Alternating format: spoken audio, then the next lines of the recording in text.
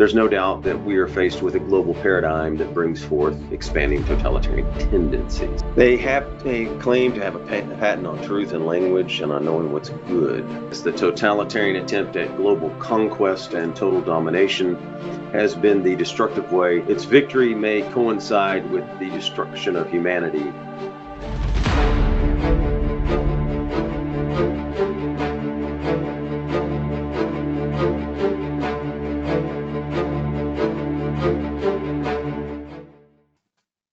Restoring men and history. And today we're going to look at totalitarianism, especially some of the Hannah Arendt. We'll go back over her, but we're looking at an article by a man. And why? Why do you want to know about freedom? Because the more freedom you have, if you're ambitious, you're free to choose what you do in life, whether you want to do great things, small things, whether you want to have community, family.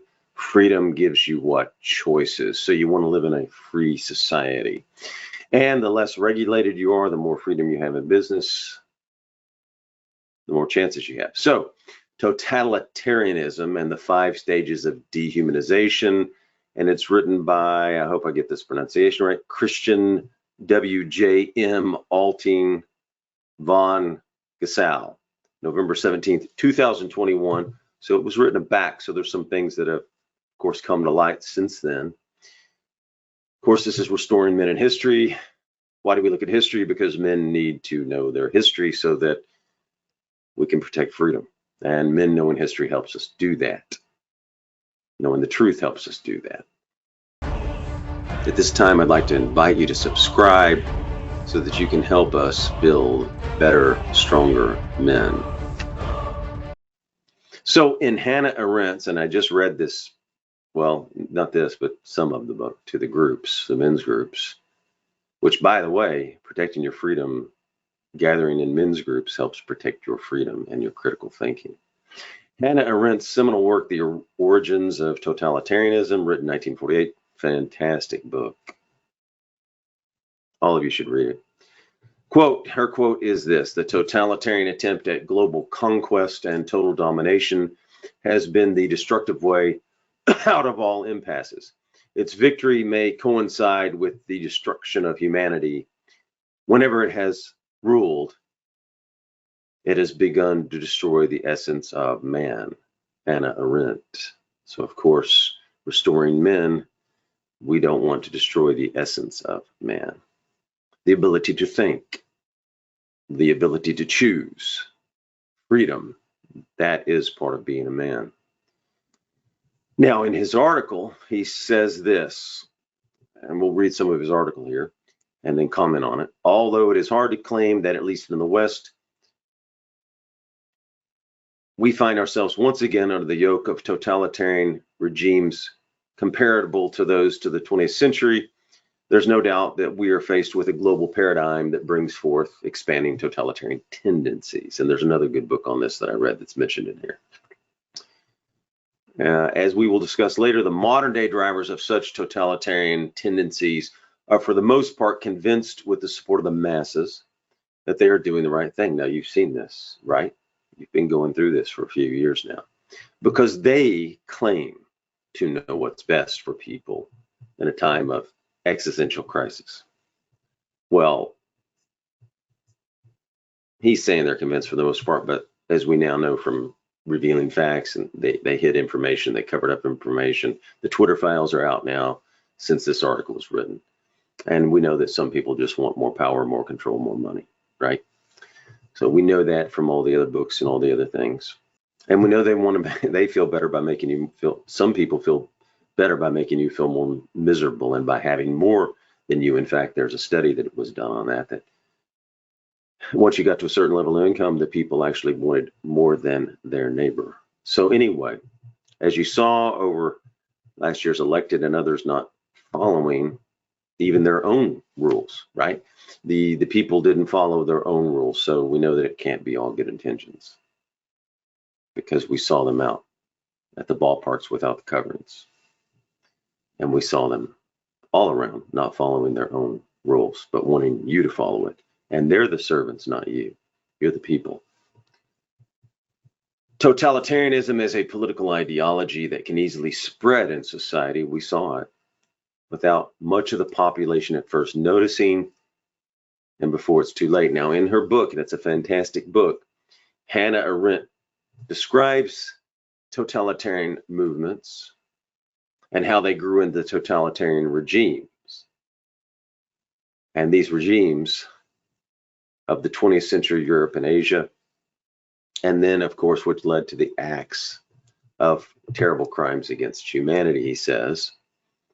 If you like these videos, please subscribe, comment, like, hit the notification button, and we would appreciate it. We think it's important for men to know history. Now, Arendt would certainly warn us against, we should not be misled by the fact that he just does the disclaimer here. He says we shouldn't be misled that we're experiencing the same totalitarian regimes of Mao and Stalin and Hitler.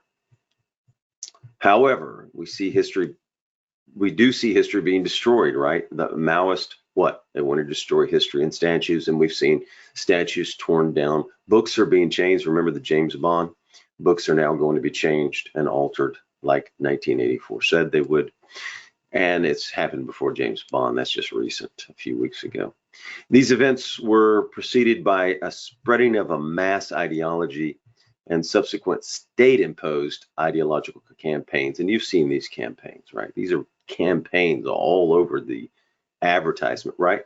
Get free Krispy Kreme donuts for a vaccine. Get free this for a vaccine. Justifiable and scientifically proven control measures and actions aimed at permanent surveillance and ultimately a step-by-step exclusion of certain people of society because they posed a risk to others or dared to think outside of what was considered acceptable thought. Okay, Karen, here's your permanent surveillance. Now, here's another good book, The Demon in Democracy. I suggest you read it. It's fantastic. Totalitarian Temptations in Free Societies. It was written by a Polish lawyer and member of the European Parliament. I don't know the pronunciation because I just read the book. I don't hear the pronunciations a lot. Ryszard Legutko. And I enjoyed it, and he mentions it here and references here in this article. He says he leaves no doubt that there are worrying similarities between many of the dynamics in communist totalitarian regimes and modern day liberal democracies. Quote, communism and liberal democracy proved to be all unifying entities, compelling their followers how to think, what to do, and how to evaluate events, what to dream, and what language to use. Look at the language that's now being controlled, the words you're supposedly not allowed to say, how you're supposed to say things. And we see it today. It's here. And if you don't conform and think like the powers wish you to think, you were what? Shut down by the technocracy, right? Attacked, discredited. You saw that. You saw your friends probably touched. This is also, he goes on to say, the dynamics of what we see at work on many levels of globalized society today. Every reader, but especially politicians and journalists interested in human democracy, the rule of law, he says to read chapter 11. I just read this for the groups this month, ironically. The Totalitarian Movement, great chapter. It's my favorite chapter in the book. Really good. You should be aware of it. And it's from the book, Origins of Totalitarianism. Now, in this book, and in this chapter specifically, she explains how long before totalitarian regimes take power and establish control, they need what? Their architects and enablers, she says, have been patiently preparing society. Notice how you've been prepared for certain things lately? Not necessarily in a coordinated way. Well, I think it's,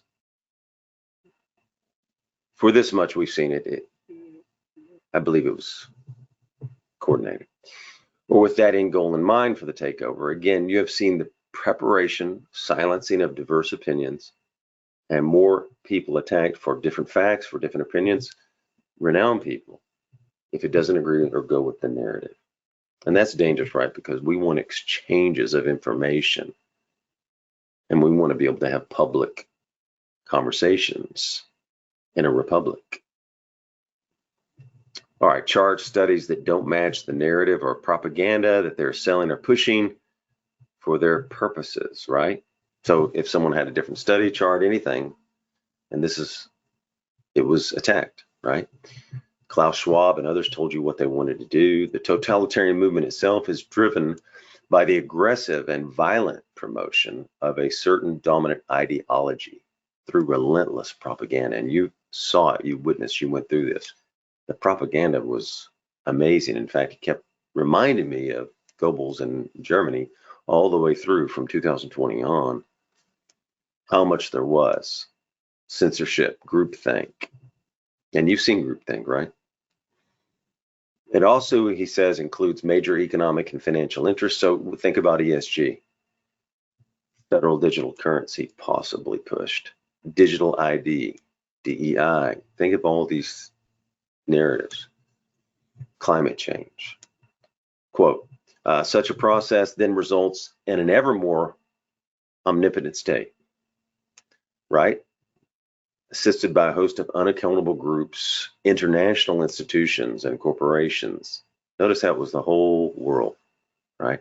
Pushing this narrative. Each country, all the institutions, look at all the institutions. They all were on the same page. They claim to have a patent on truth and language and on knowing what's good for its citizens and society as a whole. Well, first of all, we have federalism here. I'm not going to go too much into it, but most things shouldn't even be done at the federal level or pushed from the federal level. That's unconstitutional. It's also not pragmatic. And we do have a constitution in America. Why? To protect your freedom, but you have to protect it too. And federalism is a way for the country to get along, but we'll do that another day. So, science, trial and error, right?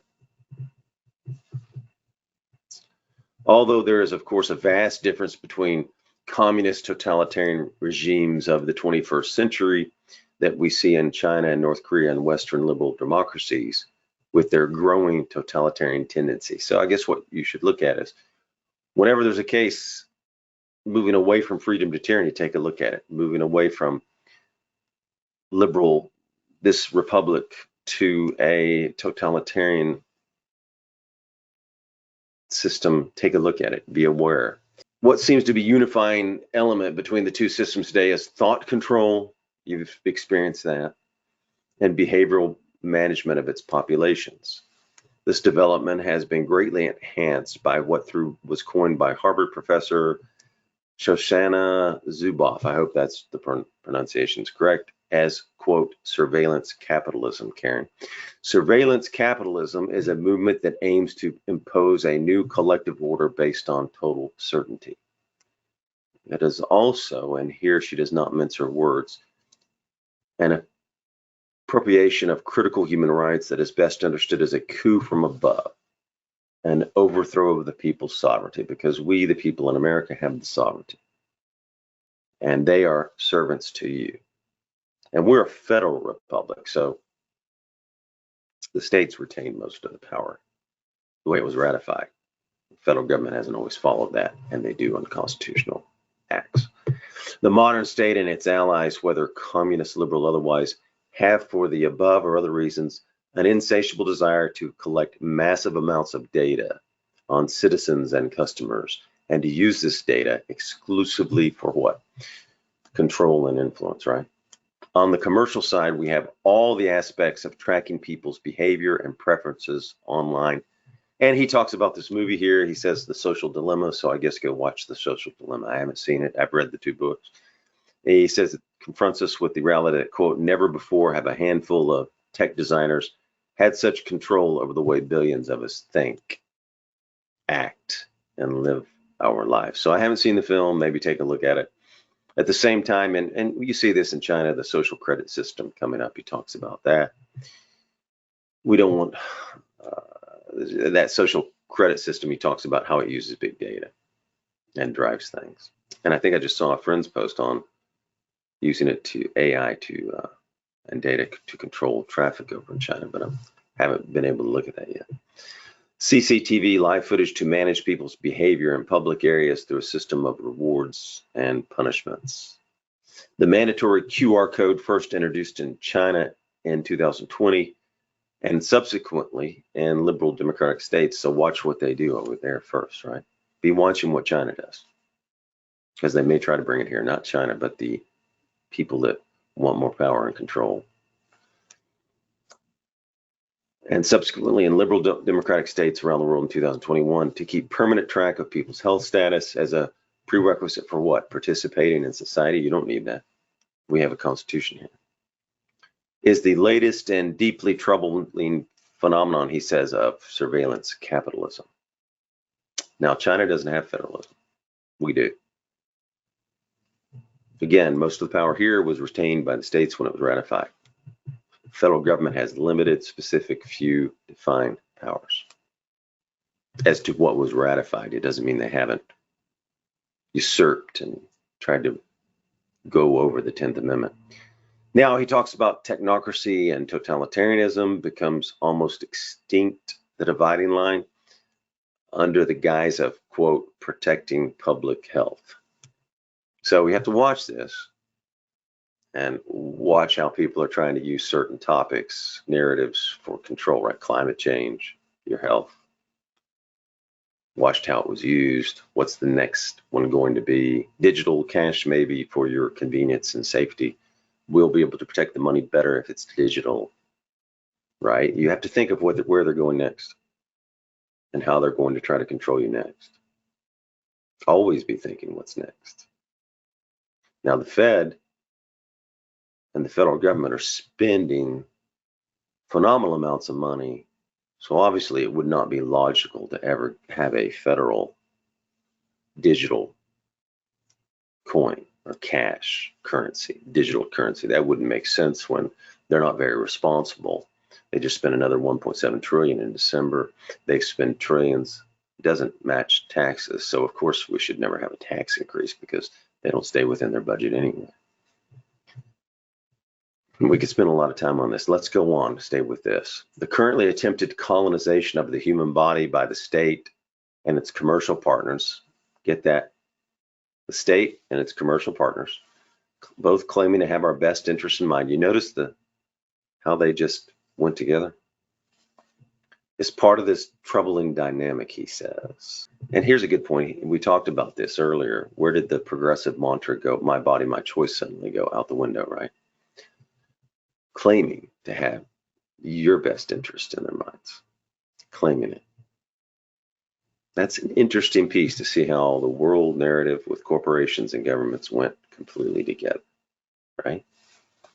You couldn't turn on a sports show without it being the propaganda in your face. So then he goes on to say, what then is totalitarianism? Quote, it is a system of government, a totalitarian regime, or a system of increasing control. So it's all about controlling you. Otherwise implemented a totalitarian movement presenting itself in different forms and at different levels of society that tolerates this. And get this is important. No individual freedom. Going to wipe the individual out. Your choices, your freedom. No independent thought.